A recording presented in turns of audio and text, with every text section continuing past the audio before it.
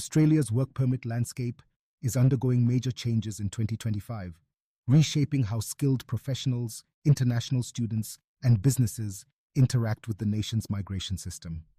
If you're considering working in Australia or sponsoring talent, understanding these updates is crucial to planning your next steps effectively. At the heart of these reforms is the introduction of the Skills in Demand Visa, or CD visa, which replaces the long-standing Temporary Skill Shortage, or TSS visa. This move marks a significant shift in how Australia is targeting, attracting, and retaining skilled workers to address critical labour shortages and align with national priorities. The new SID visa is divided into 3 distinct streams, each designed to cater to different types of skilled migration. First, there's the core skills stream. This pathway is tailored for individuals working in essential roles, as defined by the Core Skills Occupation List, or CSOL.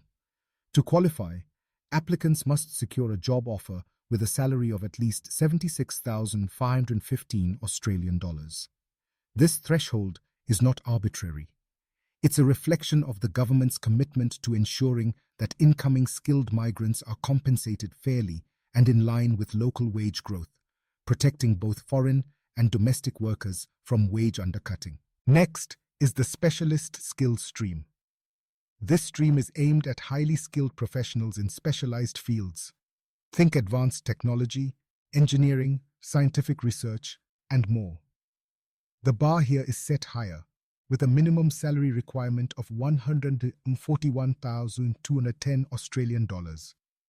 This ensures that Australia continues to attract top-tier talent in fields that drive innovation and economic growth, supporting the country's ambitions to remain competitive on the global stage. A third option, the labour agreement stream, is available for workers sponsored under specific agreements between Australian businesses and the government.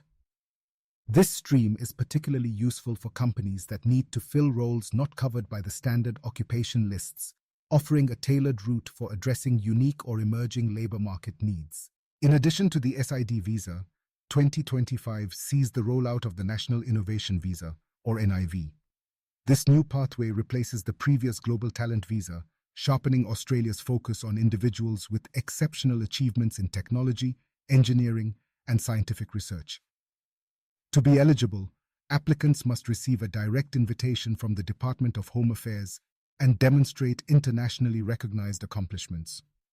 The NIV is designed to cut through red tape for the world's best and brightest, those whose expertise can elevate Australia's innovation ecosystem and contribute to national progress. Alongside these visa reforms, the Australian government is also tightening regulations on international student enrolments, aiming to manage migration levels and alleviate housing pressures. For 2025, the cap on new international student admissions is set at 270,000, divided between 145,000 university placements and 95,000 spots for vocational courses. This policy comes in response to a post-pandemic surge in student numbers and reflects Australia's balancing act between fostering educational exports and safeguarding infrastructure capacity.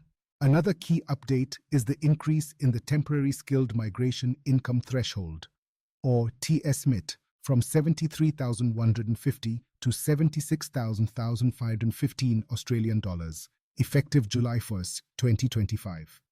This adjustment further reinforces the principle that skilled migration should benefit both newcomers and the Australian workforce by maintaining wage standards. Collectively, these changes underscore Australia's commitment to attracting talent that aligns with its economic goals, supports critical sectors like healthcare, technology, and engineering, and fosters a competitive, fair labour market. Whether you're a skilled professional seeking new opportunities, a business looking to sponsor overseas talent, or an international student planning your educational journey, staying informed about these developments will be key to navigating Australia's evolving migration landscape in 2025 and beyond.